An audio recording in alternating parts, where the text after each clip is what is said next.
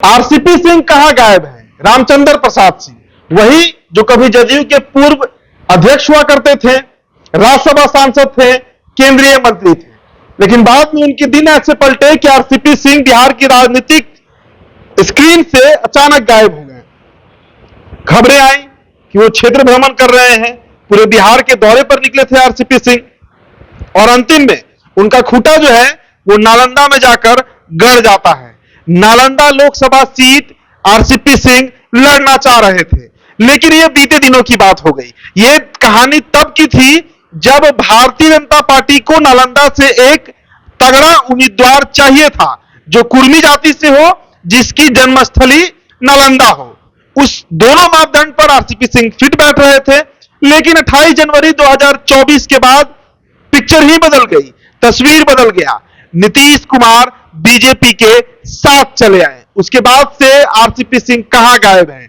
वो आरसीपी सिंह जिनके बारे में कहा जाता था कि भले ही गद्दी पर नीतीश बैठे हैं, लेकिन शासन आरसीपी चलाते थे। ट्रांसफर पोस्टिंग हो, अधिकारियों को डांट लगाना हो, अधिकारियों को एक जगह से दूसरी जगह तबादला करना हो, कोई भी बड़ा प्रशासनिक फैसला लेना हो, सबके सिरताज बने हुए थे आरसीपी सिंह।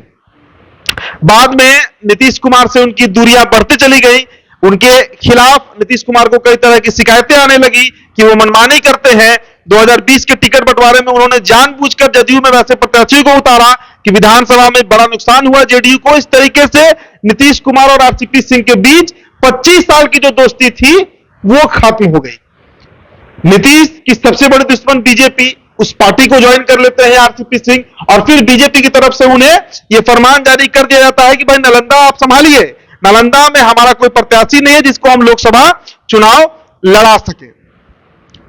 लेकिन नीतीश के एनडीए में साथ आने के बाद आरसीपी सिंह का जैसे लगा पत्ता कट गया, उनका पर्क उतर दिया गया, और उसके बाद अज्ञातवास पर आरसीपी सिंह चले गए। लेकिन वो अज्ञातवास पर नहीं है, दरअसल आरसीपी सिंह जो है वो दिल्ली के दरबार में रोज हाजिरी लगा रहे हैं। हाजिरी इस बात के लिए कि उन्हें नालंदा सौंप दिया जाए। देखिए, राज्यसभा का जो नॉमिनेशन हो रहा था उस समय इस बात की उम्मीद जताई जा रही थी कि हो सकता है कि राज्यसभा जो है वो जा सकते हैं आरसीपी सिंह, लेकिन धर्मशिला गुप्ता और भीम सिंह को जब भेजा गया राज्यसभा, उसके बाद उनका जो अंतिम उम्मीद था आरसीपी सिंह का, उस पर भी पानी फिर गया।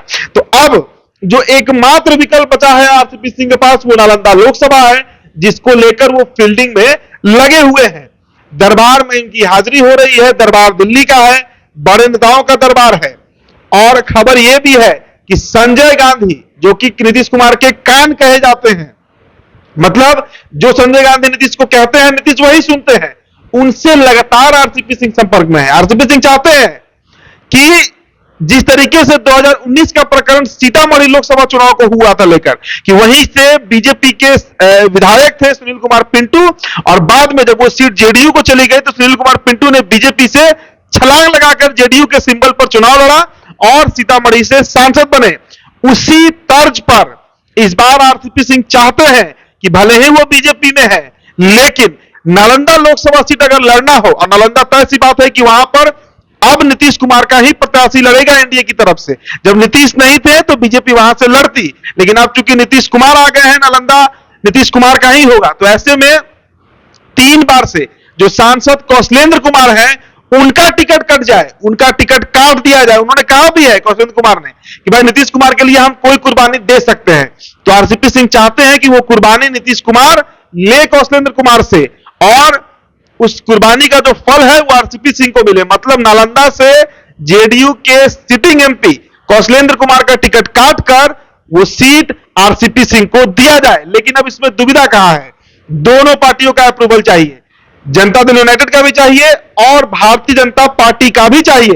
तो बीजेपी के दरबार में उनकी हाजिरी है कि अमित शाह की तरफ से उन्हें हरी झंडी दिखाई जाए, अप्रूवल किया जाए, और हरी झंडी दिखाने के साथ ही साथ अमित शाह उनकी पैरवी जो है पैरोकार के रूप में वो नीतीश कुमार से कर दे, और नीतीश कुमार से लगातार संपर्क साधने का प्रयास आरसीपी सिंह का है। खबरें यह भी आई हैं कि आरसीपी सिंह ने संपर्क साधने में सफलता भी पाई है संजय गांधी के मार्फत। तो ऐसी स्थिति में आखिर क्या, सवाल वही है कि अब तो 2-3 दिनों का समय बाकी है, प्रत्याशियों के नाम की सूची भी सामने आ जाएगी। क्या आरसीपी सिंह अपने मुहिम में सफल होंगे? और अगर वो असफल होते हैं तो फिर आप मानकर चलिए कि अगले 5 सालों के लिए आरसीपी सिंह बिहार की राजनीति के अंतिम धुरी पर दिखेंगे और शायद उसके बाद उम्र का हवाला कहिए या जो कहिए, शायद आरसीपी सिंह की राजनीतिक कैरियर समाप्त हो जाएगी। तो फिलहाल इस रिपोर्ट में इतना ही। बहुत बहुत शुक्रिया।